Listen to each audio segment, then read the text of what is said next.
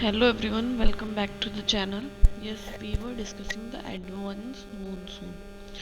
तो advance monsoon हमने पढ़ लिया था and now we will discuss about retreating post monsoon or the transition season or the variation season. During October-November, with the apparent movement of the sun towards the south, क्या होता है अक्टूबर नवंबर में जो सन का मूवमेंट किस साइड में ज़्यादा होता है, साउथ की साइड में.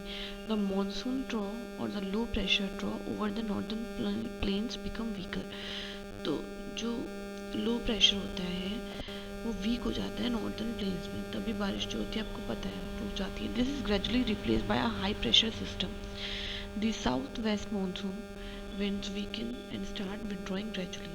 तभी साउथ वेस्ट मानसून विंड्स जो होती है वो वीक होने लगती है और विड्रॉल होने लगती है हल्की हल्की. By the beginning of October, the monsoon withdraws from the northern plains. The month of October, November from period of transition from hot rainy season to dry winter condition. इसीलिए क्या चेंज होता है, अक्टूबर से नवंबर के बीच हमारा वेदर जो है change हो जाता है. ये पीरियड ऑफ ट्रांजिशन कहलाता है जब हॉट रेनी सीजन जो होता है वो चेंज होने लगता है ड्राई विंटर कंडीशंस में. The retreat of the monsoon is marked by clear skies and rise in temperature. और क्या होता है, जब मानसून रिट्रीट होता है तो स्काई क्लियर हो जाता है और टेम्परेचर राइज हो जाता है. While day temperature are high, nights are cool. यहाँ पर डे का टेम्परेचर तो हाई होगा बट नाइट्स क्या होंगी, कूल होंगी and pleasant. The land is still moist, but अभी ज़मीन जो है वो मॉइस्ट है. Owing to the condition of high temperature and humidity, the weather becomes rather oppressive during the day. तो डे में क्या हो जाता है वेदर, क्योंकि टेम्परेचर बढ़ा है तो ऑप्रेसिव हो जाता है. This is commonly known as October heat. इसे अक्टूबर हीट भी कहते हैं. In the second half of October the mercury begins to fall rapidly in the northern plains. और जो सेकेंड हाफ है ये 15 के बाद अक्टूबर में मर्क्यूरी जो है फॉल होने लगती है रैपिडली नॉर्दर्न इंडिया में. The low pressure condition over northwestern India gets transferred to the Bay of Bengal by early November. और जो लो प्रेशर कंडीशन होती है नॉर्थ वेस्टर्न इंडिया में वो कहाँ ट्रांसफ़र हो जाती है, बे ऑफ बंगाल में. This shift is associated with the occurrence of cyclonic depressions.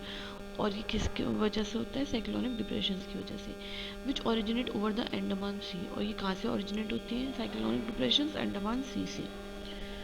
Then these cyclones generally cross by the eastern coast of India, cause heavy and widespread rain.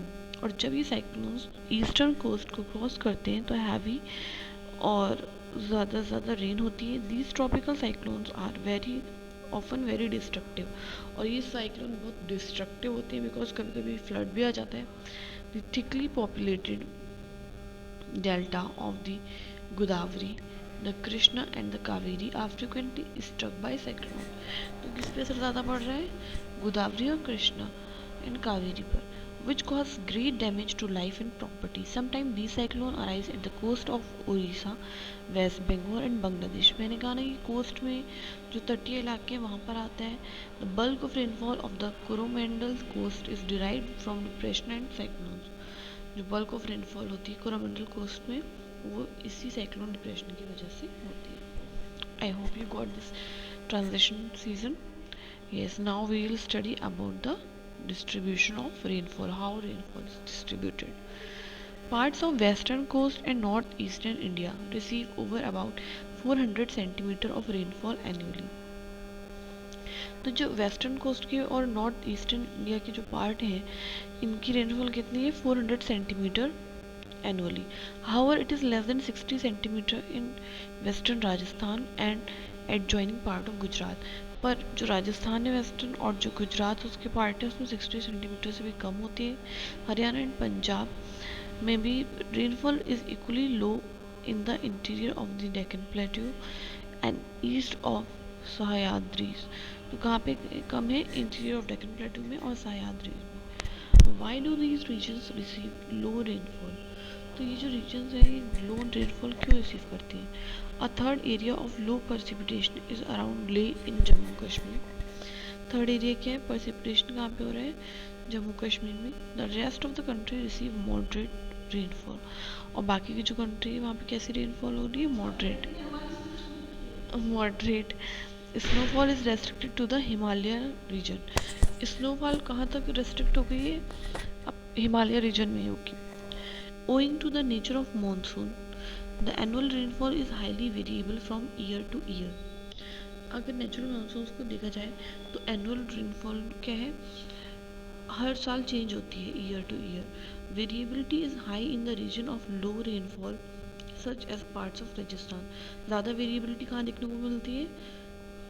Rajasthan की side हो गई, Gujarat and the levered side of the western Ghat. As such, while areas of high rainfall are liable to affect by floods, areas of low rainfall are drought prone. तो जहाँ ज़्यादा बारिश हो रही है उन एरिया में फ्लड्स आने का खतरा रहता है, और जहाँ कम हो रही है वहाँ ड्रॉट यानी सूखा आने का खतरा रहता है। तो इफेक्ट तो कर ही रही है rain. Now we will study monsoon as a unifying bond. How it unifies a thing. You have already known the way of Himalaya protect the subcontinent from extremely cold winds from Central Asia. आपको पहले ही पता है कि हिमालय कैसे protect करती है सब continent को एक्सट्रीमली कोल्ड विंड से, कैसे बचाती है हमारी सेंट्रल एशिया को। This enable northern India to have uniformly high temperature when compare to other area of the same latitude. इसी वजह से नॉर्दर्न इंडिया जो है इसमें यूनिफॉर्मिटी है कि हाई टेम्परेचर होगा अगर हम कंपेयर करें इसको और लैटिट्यूड से। सिमिलरली द और कंट्री से similarly the peninsular plateau under the influence of the sea from three side has moderate temperature. और अगर हम पेनिनसुलर प्लेट्यू को देखें तो उसके ऊपर किसका इन्फ्लुएंस पड़ रहा है? सी का इन्फ्लुएंस पड़ रहा है थ्री साइड से, तो उसका टेम्परेचर कैसा है? मॉडरेट है। Despite such moderating influence there are great variation in the temperature condition. भले क्लाइमेट उसका जो है मॉडरेट है, बट अगर आप टेम्परेचर करेंगे तो मेजर उसमें बहुत वेरिएशन होता है। Nevertheless the unifying influence of the monsoon on the Indian subcontinent is quite perceptible. तो जो यूनिफाइंग इन्फ्लुएंस है मानसून का सब कॉन्टिनेंट पे इंडिया के, वो थोड़ा परसेप्टिबल है। The season alternation of the wind system and the associated weather conditions provide a rhythmic cycle of seasons. तो जो ये सीजनल अल्ट्रेशन होता है, चेंज होता है, विंड सिस्टम का जो चेंज होता है प्रोसेस है, वो सब एसोसिएट करते हैं वेदर कंडीशन, फिर रिदमिक साइकिल देते हैं सीजन्स की। Even the uncertainties of rain and uneven distribution are very much typical of the monsoon. The Indian landscape, its animal and plant life, its entire agriculture calendar and the life of the people include their festivities revolve around the phenomena. क्या कह रहे हैं? Indian जो Indian landscape है जिसके अंदर animals भी आ रहे हैं, प्लांट लाइफ भी आ रहे हैं, एंटायर एग्रीकल्चर कैलेंडर है, मतलब आप देखेंगे different different crop different season में ग्रो कर रहे हैं, और जो लाइफ ऑफ पीपल है उनके फेस्टिवल है, रिवॉल्व, मतलब वो सब जुड़े हुए हैं इस फिनोमिना से, इस क्लाइमेट से।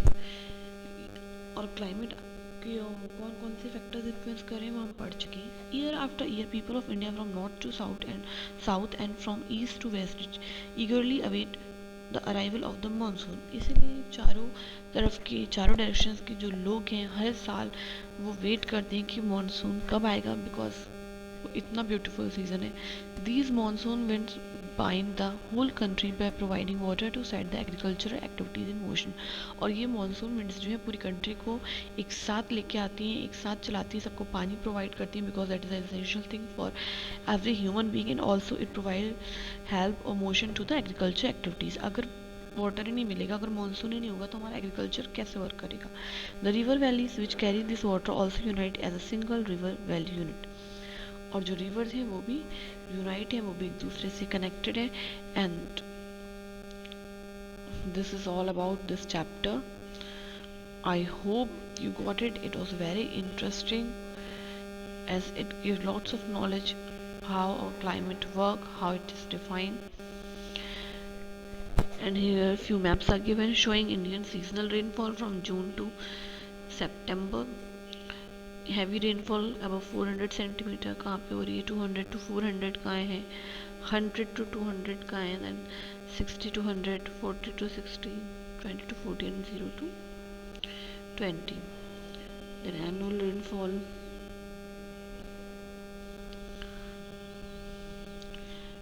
I think that's all for today. We have completed this chapter, but exercise have been remain, so we'll try to complete these exercises tomorrow or in the next class. Till then, take care. Thank you, students, and please don't forget to like, share and subscribe the channel.